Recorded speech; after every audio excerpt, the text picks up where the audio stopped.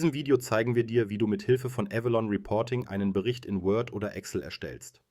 Stelle als erstes sicher, dass du das Avalon Reporting Add-in für Microsoft Office installiert hast. Die Datei zum Download findest du im Menü oben rechts und dann Apps herunterladen. Wähle hier Avalon Reporting und folge den Anweisungen auf dem Bildschirm.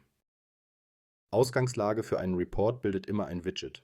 Im Widget definierst du, was du anzeigen willst und über welchen Zeitraum.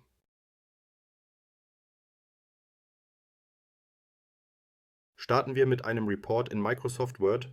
Öffne dafür ein Dokument auf deinem Rechner und kreiere und gestalte dann deinen individuellen Bericht. Um deinem Bericht nun Daten aus der Avalon Cloud hinzuzufügen, klickst du oben auf die Registerkarte Avalon Reporting.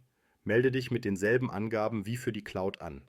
Du hast nun die Optionen, ein Widget oder ein ganzes Dashboard als Bild einzufügen oder die Daten eines Widgets in Tabellenform abzurufen.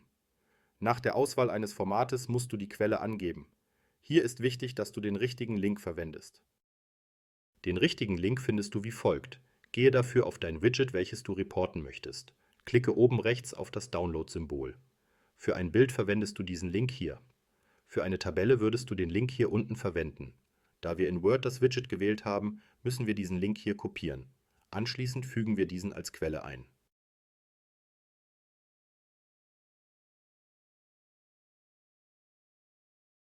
Platziere den Platzhalter so, wie du dein Diagramm anschließend haben möchtest. Mit den Zahlen im Link kannst du das Format des Widgets bei Bedarf noch anpassen. Um deinen Bericht nun zu generieren, wählst du im Menü Word oder PDF-Bericht erstellen. Dies kann einige Minuten dauern. Es öffnet sich ein zweites Fenster mit deinem erstellten Report. Mit dem gleichen Vorgehen kannst du nun weitere Diagramme hinzufügen und deinen Bericht individuell gestalten. Wechseln wir nun zu Microsoft Excel. Im Bereich Avalon Reporting hast du auch hier die Möglichkeit, Widgets oder ganze Dashboards als Grafik einzufügen. Gehe dafür gleich vor wie im Word und verwende ebenfalls den Link für Bilder. Um die Daten als Tabelle einzufügen, gehst du wie folgt vor. Klicke auf Daten und dann auf Aus dem Web. Füge hier den Excel-Link von deinem Diagramm ein.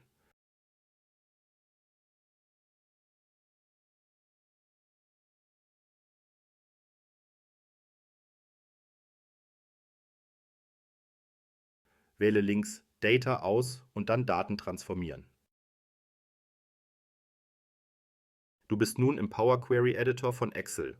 Wenn eine Spalte Dezimalzahlen enthält, die nicht korrekt angezeigt werden, so wie in diesem Beispiel, dann stelle sicher, dass der Datentyp und die Sprachregion richtig gesetzt sind. Klicke dafür in der Vorschau auf die Kopfzeile der entsprechenden Spalte, gehe dann auf die Registerkarte Transformieren und ändere den Datentyp auf Dezimalzahl. Füge anschließend den Parameter NUS am Ende der Transformationsfunktion ein. Wenn du mit dem Formatieren der Tabelle fertig bist, klicke auf Schließen und Laden, um die Daten einzufügen. Mehr Infos dazu findest du auch in den Avalon Cloud Hilfen. Ein paar Tipps, um häufige Fehler zu vermeiden. Erstens, wenn es bei der Erstellung von Berichten zu Problemen kommt oder dir der Power Query Editor nicht geläufig ist, versuche die Daten ohne Änderung direkt zu laden. Verwende anschließend normale Excel-Funktionen, um die Werte zu bearbeiten. Zweitens, sollte etwas nicht funktionieren, melde dich im Avalon Reporting ab und wieder an und versuche es nochmals. Drittens, sorge für eine gute Übersicht, indem du alle Tabellen und Formatierungsschritte genau beschreibst.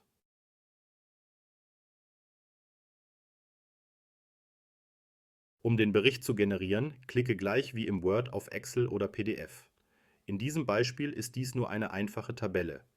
Dir stehen aber nun alle bekannten Excel-Funktionen zur Verfügung, um zum Beispiel auf einer zweiten Arbeitsmappe deinen Bericht so zu gestalten, wie du ihn brauchst. Wie du automatische Report-Jobs erstellst, sodass zum Beispiel immer am Ende eines Monats ein Bericht erstellt wird, das zeigen wir dir im nächsten Video.